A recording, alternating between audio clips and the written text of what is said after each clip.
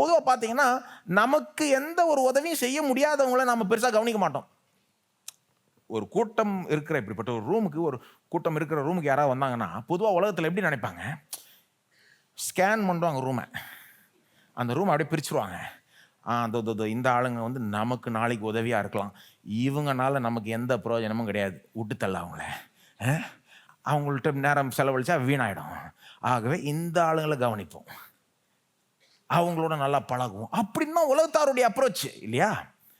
ஆனால் ஒரு கிறிஸ்தவனுடைய அப்ரோச் அப்படி இருக்க முடியாது. ஒரு கிறிஸ்தவன் ஒரு ரூமுக்கு வந்தா எல்லாரையும் சமமாக ட்ரீட் பண்ணுன்றது மட்டும் கிடையாது. ஆமாம், சமமாக ட்ரீட் பண்ணும், பார்ஷியாலிட்டி காமிக்கக்கூடாது. ஆனால் அதெல்லாம் ரொம்ப பேசிக். கிறிஸ்தவத்தில் பார்ஷியாலிட்டி இருக்கக்கூடாதுன்றது வந்து ரொம்ப பேசிக். அது பெரிய உச்சகட்டமான கிறிஸ்தவம் கிடையாது. அது ஆக்சுவலாக இயேசு எப்படி விரும்புகிறாருன்னா, ஒரு ரூம் உள்ள நுழைஞ்சா உலகத்தார் எப்படி ஸ்கேன் பண்ணுறானோ நாம் தலையில் ஸ்கேன் பண்ணோம். எப்படி? இங்கே யாருக்கு ரொம்ப உதவி தேவைப்படுது, இங்கே யார் மற்றவர்களால் தள்ளப்படுறாங்க, ஒதுக்கப்படுகிறார்கள், இங்கே யாருனால நமக்கு எந்த ஒரு நன்மையும் வர முடியாது, அவங்களா பார்த்து அவங்களுக்கு முக்கியத்துவம் கொடுத்து அவங்கள உயர்த்த பார்ப்போம். இதுதாங்க உச்சகட்டமான கிறிஸ்தவம். ஆனா இது எவ்வளவு கஷ்டம் தெரியுமா? இது ரொம்ப கஷ்டங்க இது.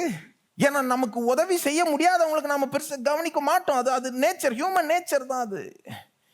எனக்கு நீ எந்த நன்மையும் செய்ய முடியாதுன்னா நான் எதுக்கு கவனிக்கணுன்ற மாதிரி நம்ம நினைப்போம். அப்போ எப்படி அப்படிப்பட்டவர்கள் ஆக முடியும்? ஒரே வழி தாங்க, இயேசுவை பார்த்து பார்த்து. எல்லாம் சொன்னாங்க இயேசுவை பார்த்து பார்த்து. என்ன பார்க்கணும்? இயேசு என்னை எப்படி அன்பு கூர்ந்தார். நானும் இப்படி தான் இருந்தேன். எப்படி இருந்தேன்? இயேசுக்கு எதையும் செய்ய முடியாதவனா இருந்தேன், பாவியா இருந்தேன், பலவீனனா இருந்தேன். என்னால் இயேசுக்கு என்னங்க நன்மை? நான் வந்து அவருக்கு தேவையா?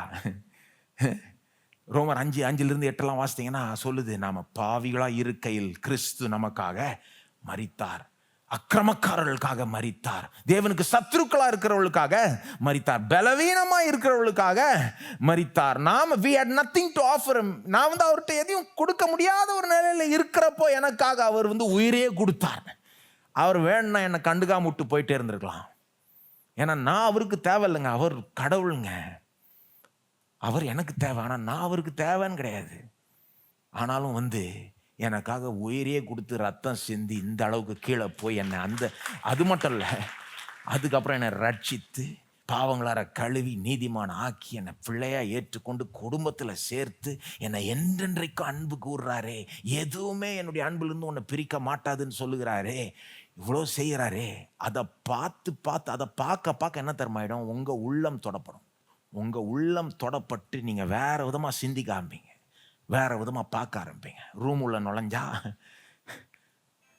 உங்களுக்கு தெரியும், ஆமாம் இவங்க வந்து எனக்கு ஒன்றும் பெருசாக செய்ய முடியாது, எளிய மக்கள், அல்லது அவங்களுக்கு வந்து பெருசாக ஒன்றும் இன்றைக்கி ஒன்றும் இல்லாமல் இருக்கலாம். ஆனால் நானும் இப்படி தானே இருந்தேன். என்னை இயேசு கண்டுக்காமல் போயிருந்தா நான் என்ன ஆயிருப்பேன்?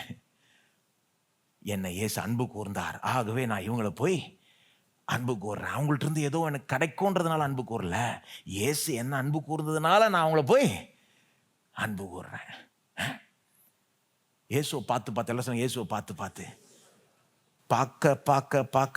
பார்க்க தான் இயேசுனுடைய அந்த அன்பை நம்ம பார்க்க தான், தியானிக்க தான் நம்முடைய உள்ளம் தொடப்படும். உள்ளத்தின் ஆழத்தில் தொடப்பட்டு அந்த உள்ளம் மாற்றப்பட்டு வேற விதமாக நம்ம சிந்திக்கிற பிறகுதான் நாம் வேற விதமாய் நடந்து கொள்ள முடியும். ஆமீன்.